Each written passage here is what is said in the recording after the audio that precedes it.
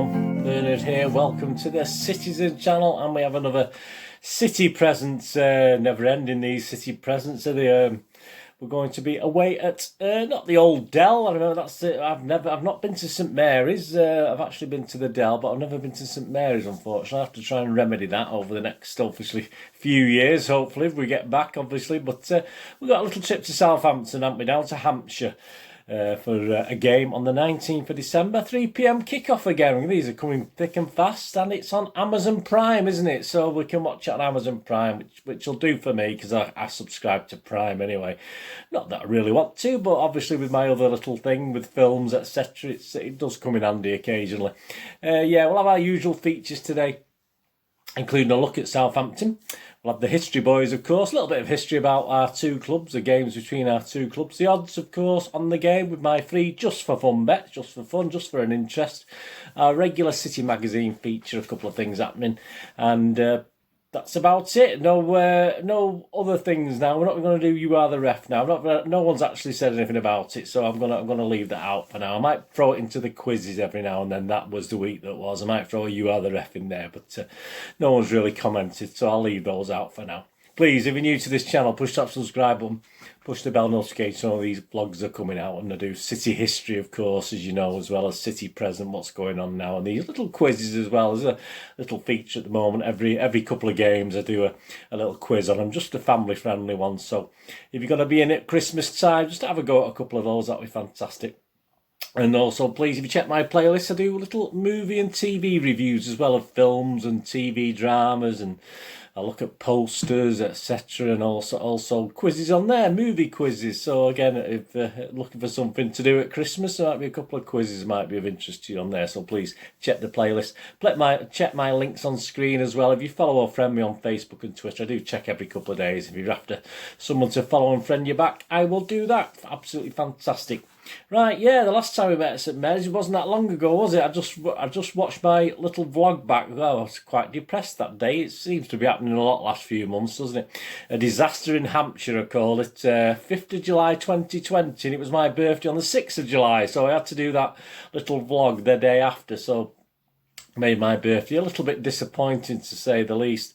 And it was interesting. It was also interesting watching the vlog. It is interesting watching the vlogs back on these games and what they're like. The lineup that day: Edison, Zinchenko, Laporte, Garcia, Cancelo, Silva, Bernardo, Fernandinho, Sterling, Jesus, and Mahrez. Yeah, if you remember, it was that wonder goal, wasn't it? I think Zinchenko lost the ball, and Shea Adams. I was thinking when I saw Adams wrote down, Charlie Adams immediately came to mind. But yeah, it was Shea Adams, wasn't it, with his 40-yard goal on 16 minutes. So we never quite really recovered, did we? I mean, Southampton matched us certainly in the first half on chances. But once again, the Southampton keeper had a good game. But I did see, obviously, a lot were at him. So obviously straight at the keeper, I'm sick of saying at the moment. Obviously, a lot of those shots and blocks were sort of straight at the keeper. And they did get men behind the ball and played a good game and got the 1-0 victory, which was quite depressing at the time. But, you know, that we've fallen to that many times, haven't we, unfortunately? Yeah, Foden and KDB started on the bench. They were brought on, and even KDB did set up a few half chances. But again, they were either blocked or there was no one on the end of them, unfortunately. And David Silva was our man of the match that day. He sort of was all over the place that day. He had a good game, but he couldn't lead us to victory, unfortunately. Could we? But for an out-and-out striker, That was one of the comments at the time. Nothing's changed, has it, from obviously then? We've obviously had a transfer window, but nothing's happened. Zinchenko, as I said, was probably at fault for the goal. He did have an awful first half, and I think that was where sort of Pep just gave up on him, to be honest with you. Jesus was very poor as well that day. If you think about that last minute injury time goal for the centenary season with Jesus, but he wasn't great that day. And that was our third away defeat on the trot. The stats that day, we had 26 shots, 6 on target, to Southampton's 8 shots, 4 on target. We had 74% of the possession. We had 808 passes against 297 by Southampton. Our passing accuracy was 89%. It was okay, not too bad. Southampton was only 70%. Southampton had 2 corners. We had 13 corners. So lots of effort, but no rewards. So there you go. Yeah, our history at Southampton, obviously the Dell originally. I'm not sure if they had somewhere before the Dell, but that was a lovely old ground, wasn't it? The Dell, if you went there, I mean, you know what I'm talking about. We played 42 times away at Southampton. It's not, the record's not as bad as I thought. I mean, I've gone to my one of my first visit, but we played 42, won 13, drawn 11, and lost 18. So that's not as bad as I thought it was actually. And we scored 48 and only let in 57. So it's not a bad record. Not so many high-scoring games. If you look at the biggest victories, our biggest victory was 3-0, which we've done 3 times. We did it on November the 2nd, 1991, thanks to Sharon Quinn and an own goal. We did it on November the 30th, 2014, with a Yaya, Lampard and Cliche, and we actually had Mangala sent off in that game on 74 minutes, and we actually scored our last 2 goals in the last 10 minutes with 10 men. Remember, we used to be brilliant with 10 men as well as 11. It didn't make any difference to how we played. That was back then, 14, 15, and 16, 17 on April the 15th. Of course, Mr. Company scored in that one. Who else? Company, Sane and Aguero scored the 3 goals. So yeah, that's our biggest victories. Only 3-0, but 3 times. And our biggest defeats, well, we've had a couple. I missed one by a year or 2, fortunately, from when I visited first of all. We had 4-1 defeat in 79-80 and a 4-1 defeat in 82-83. Yeah, the 19th of January 1980, Paul Power got our solitary goal. The 19th of March 1983, Reeves scored our only goal. Yeah, my first visit was the 28th of April 1979. It'll be up on the screen there, but it's just this little programme here, 28th of April 79. So it's such a weird place. Laurie McMenemy, he was a very well-known, obviously for you younger ones who don't know Laurie McMenemy, he's a well-known manager, obviously led them to the FA Cup glory a few years earlier, didn't he? And he was still in charge. And of course we had Mike Shannon playing for Zen, or Mick Shannon, I think, whichever you called him. He'd come from Southampton originally. Obviously, he was playing his trade with City then. So it wasn't. I don't remember us ever. This is why it surprised me about those stats before. I don't remember ever winning at the Dell. It was just seemed to be a place we always used to go and get beat, to be honest with you. They just lost about a month before, 5 weeks before. They'd lost the League Cup final as well. I mean, they'd won the FA Cup, as I said, 3 or 4 years previously, but Southampton had just lost the League Cup final to Nottingham Forest. So obviously they played City and they were 13th and we were a pretty rubbishy 16th, to be honest with you. Quite a good team, some great players. The attendance was just under 20,000, 19,744. And our City team that day: Corrigan, Reid, Donachie, Henry, Watson, Bell, Shannon, Owen, Barry Siltman, Kazi Dana and Paul Power. That wasn't a bad team, was it? That wasn't a bad team, but yeah, it was a disappointment. I tell you what, when I used to go to these games in the 70s, when I first started going to games, we had an awful away record. We were terrible. We lost that one. We lost this one 1-0 as well. But as I said, I don't ever remember us doing too much at the Dell. So anyway, how are they doing at the moment? Yeah, they're doing all right, aren't they? Ralph Huttle, I don't know how you pronounce his name, Ralph Hasenhüttl. A draw, obviously, recently at the Emirates. Arsenal were sort of down to 10 men, but the Southampton had been the better team even before that happened. So not too bad. They perhaps should have won that. I think they feel as though they should have won that. They sit proudly in 3rd place at the moment as I'm recording this. I don't think there's any more games now till the weekend. So they're gonna sit 3rd approaching this game. Played 13, won 7, drawn 3 and lost 3. So not fantastic, but it's good enough these days for top 3 or 4, isn't it? Let's be honest about it. Interesting to see who's in top spot on that table, isn't it? It's a bit depressing, but hey, there you go. They've won 4 of the 6 at home, so they have lost a couple. And of course, they lost at home to United, didn't they, at the end of November, 3-2 after being 2-0 up. Back in September, of course, they lost to Spurs. So they lost to... certainly Spurs have been playing okay. I mean, we can't say too much, and United can't say too much. But yeah, so they lost to Spurs and United. I say the United game was particularly disappointing because they were actually dominating. They were doing really well in that, but they just fell apart.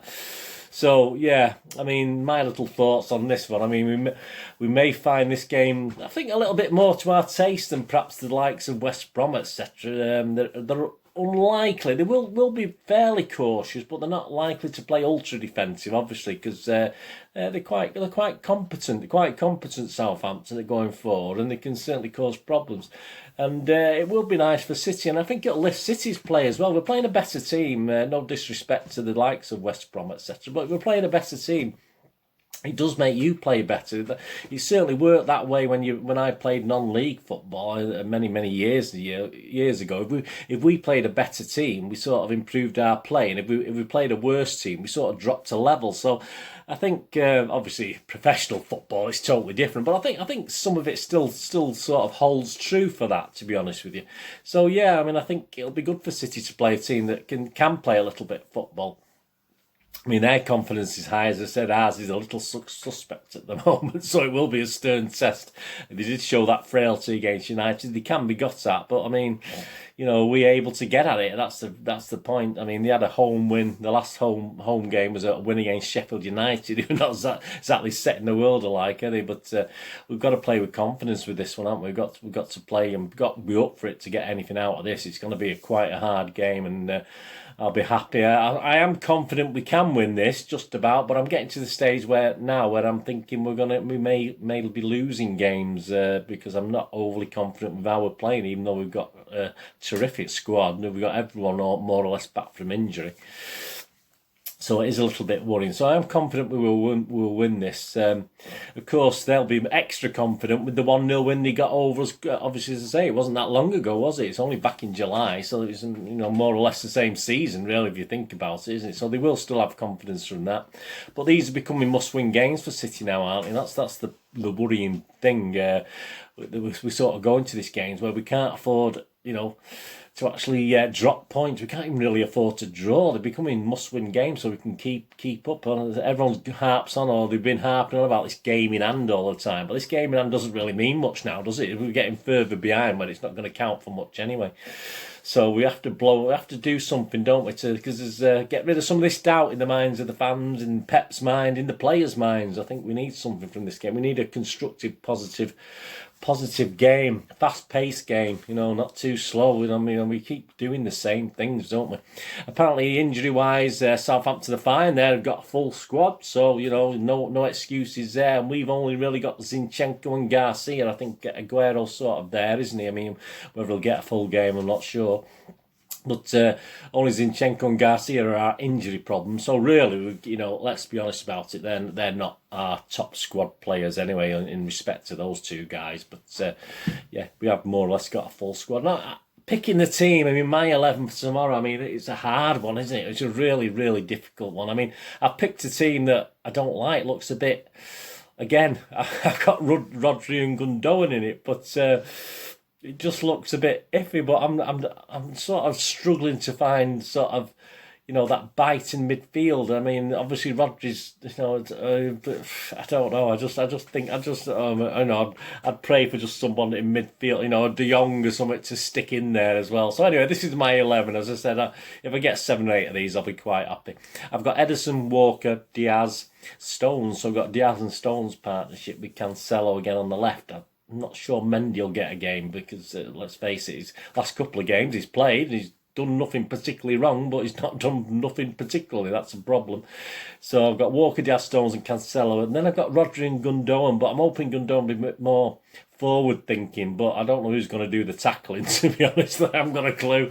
KDB, Sterling. I put Sterling in again. I don't really want to. I put Sterling in because he's not playing Bernardo, is he? I don't think he's going to play Foden. So where do you go? Sterling again, obviously. Aguero. I put Aguero in. We don't know, do we? We don't know how fit he'll be, but I'd rather him start and come off than actually be on the bench, to be honest, because let's face it, Pep doesn't make substitutions anymore, does he?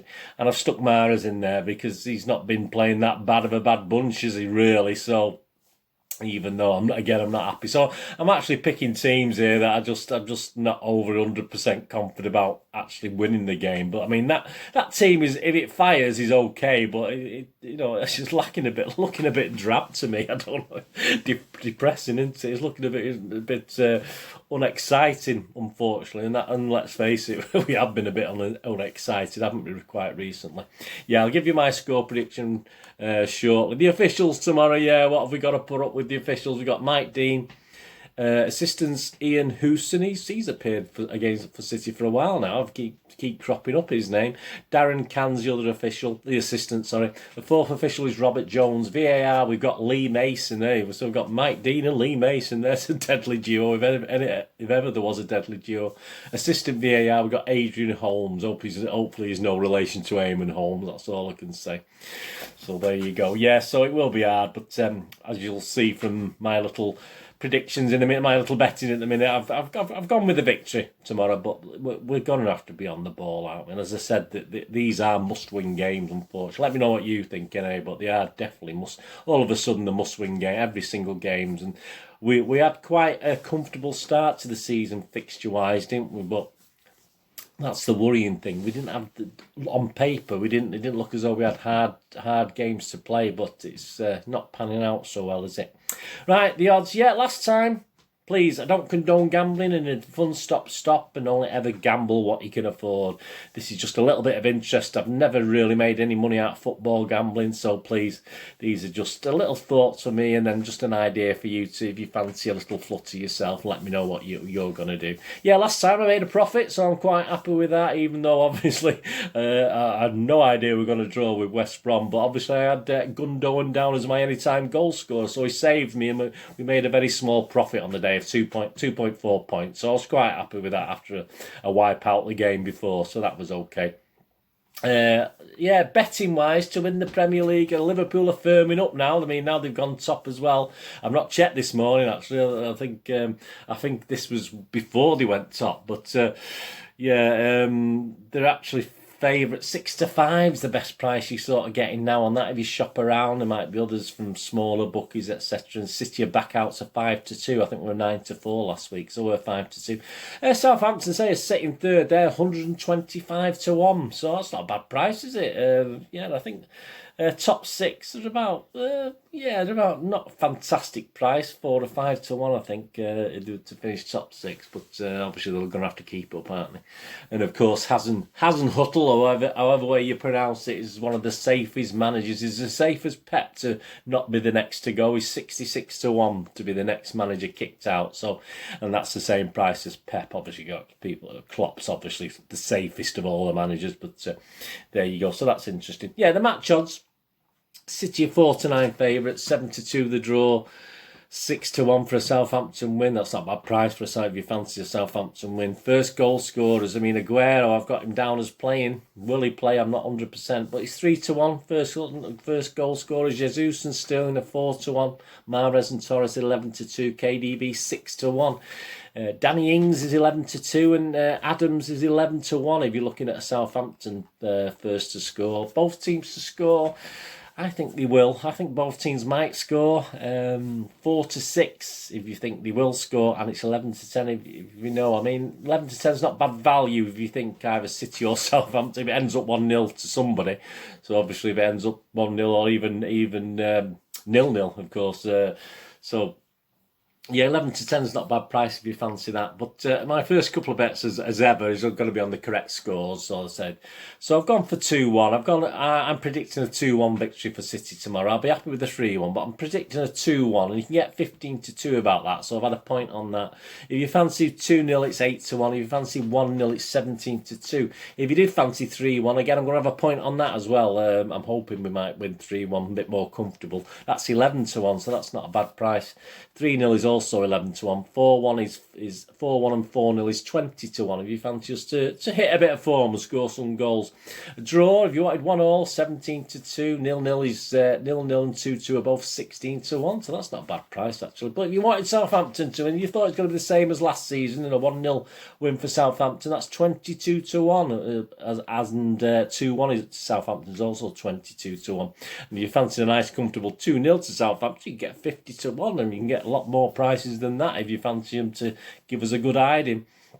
Half time, full time. Yeah, I'm going to have another bet on this one actually. Yeah, if you fancy City at half time, City at full time, it's 5-4. But if you fancy a draw for the first half and City to win for the second half, it's 10-3. So I'm going to have a couple of points on that, 10-3. I think that's reasonable value.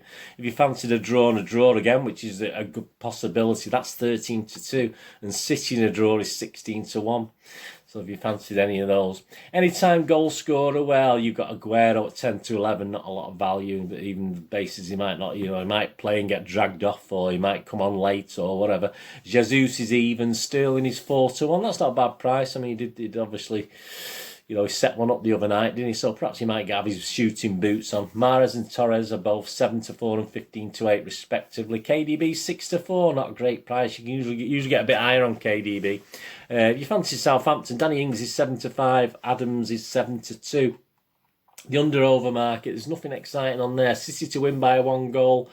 I've gone straight to, I've ignored the under-over market. City to win by 1 goal is 13-5. By 2 goals is 5-2. So if you fancied the 3-1, you can get 5-2 on that. Saints to win by 1 goal is 15-2. That's not a bad price either. 2 goals is 22-1. And I'm going to have a look at the corners. I mean, I was looking at the corners. I thought, I'll have a look at the corners market. And this is my third bet. We had 15 corners last year. I think we had 12 or 13, and just Southampton managed a couple. But say they get the blocks in, don't they? And I think we're going to go for it. So you can bet your life there might be a few blocks. So I've gone over 10.5. So as long as there's 11 corners in the game, you can get evens on that. I think that's okay. I think that's not a bad little price. So I'm going to put a couple of points on that. So over 10.5 corners I'm going for the whole match. So for both teams, that is. So if we get 11 corners or more in the game, I'll make my money back. I'll get 2 points profit, won't I? So that's the last one I'm going to go on to there. So that's just a bit different this week. I've not done the corners before, but that took my eye, so I've done that. Right, anything interesting on the news, the media? Yeah, so we've got the rearranged TV games, haven't we? We've got 4 of City's Premier League fixtures in January have been selected for TV coverage, of course. Our trip to Chelsea will now take place on Sunday the 3rd of January with a 4:30pm kickoff and was screened live on Sky. Home match against Brighton remains on Wednesday, the January the 13th. Again, with no news on whether we'll have fans in the ground, but will now kick off at 6pm with the game being televised on BT Sports. Sky will also televise our home match against Crystal Palace, which will now take place on Sunday, January the 17th. Kick-off 7:15pm, unusual time. And our trip to West Bromwich Albion on Tuesday the 22nd of January will now kick off at 8:15. You don't care about me getting up for work, this lot, do they? And be screened live on BT Sport. Champions League, yeah, the dates of the UEFA Champions League last 16 against Borussia Mönchengladbach have been confirmed. The first legs at Borussia Park will be played on Wednesday the 24th of February, and the return game at the Etihad is for Tuesday the 16th of March. Both matches will kick off at 8pm our time, UK time. Yeah, Manchester City, we can confirm that obviously we'll continue to play. I put my name down for the ballot for the Boxing Day for Newcastle, but obviously we're still in tier 3, so that knocked that on the head, didn't it? So it's obviously City confirmed they'll not be doing the ballots. Be a bit of a waste of time doing it, won't it, babe? But a bit more on that, obviously, as and when we get information on that and see what happens there.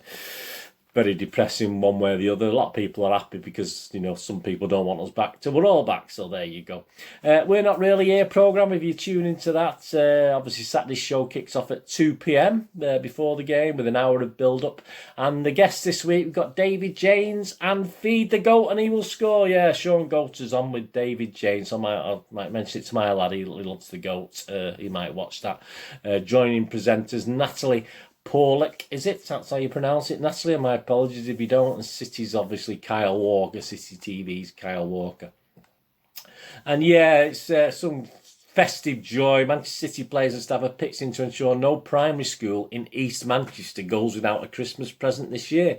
In addition to the work the club does through City in the community, particular attention was given to local children. This is interesting. After research indicated that a third of kids in Manchester will not receive a Christmas present. A third of kids in Manchester will not receive a Christmas present. You know, I bet the parents have got the mobile phones in the sky though, haven't they? This is what annoys me anyway. I don't want to get too political and upset about these sort of things, but that's a shocking statistic, isn't it? City players, coaches, legends all got involved with the mammoth task, with Sergio Aguero paying one school at Ravensbury, I think it was school, paying one school a private visit to provide 5,500 gifts, enough for every primary pupil in East Manchester and every fostered child across the city. Absolutely fantastic. My little granddaughter's in hospital at the moment and she's got a little City package. Obviously her dad's a big United fan, but yeah, my daughter still sort of pulls his leg and obviously sort of sticks up for City. So yeah, she got a little package. I'm not sure that was part of this thing, which was nice. Apparently Pep has also donated a considerable sum to the club's overall Christmas programme, which included donations of equipment to Royal Manchester Children's Hospital, 45,000 essential items given to 10 local charities, and 500 three-course Christmas meals for families in East, Central and South Manchester to help combat holiday hunger. So all credit to him. And just to finish off on a lighter note, well, that was a nice note, wasn't it, with the Christmas giving there? Yeah, at City_extra. Yeah, I mean, we've got the image there. Just Edison things, and this is what we like. This is what I mean. We like quirky Pep, don't we? We don't like pragmatic Pep. We don't like petulant Pep.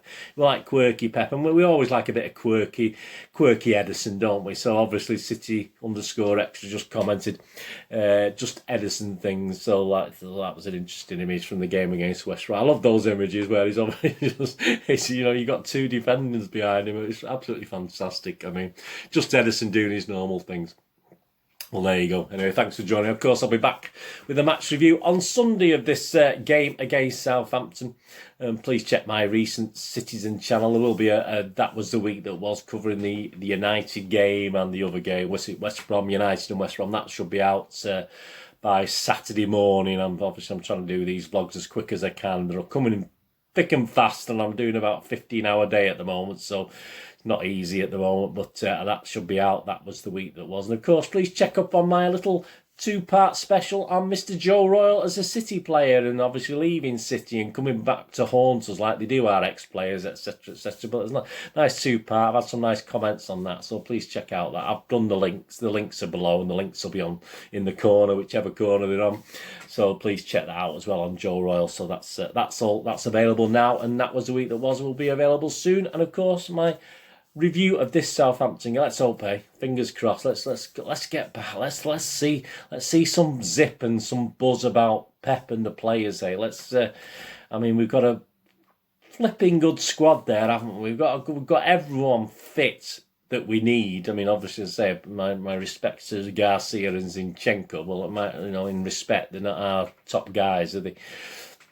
So let's see something, City, please. I mean, there's so much depression this week about that performance against West Brom, and you create 20-odd chances, but so it's not a total disaster. But we've got to put it in the net. We've got to make the goalie work. That's the thing. I mean, it becomes too early. The goalies are saving them, but they're not having to pull anything special out of the bag. There's got to be something wrong, hasn't there? So yeah, 2-1 I'm going for. Let me know what you think of the game anyway, and I'll join you for the review of that. That's fantastic. Anyway, thanks for joining me. This big match preview. Please, whatever you do with the rest of the day, have a great one. Look after yourselves, look after your friends, look after your families.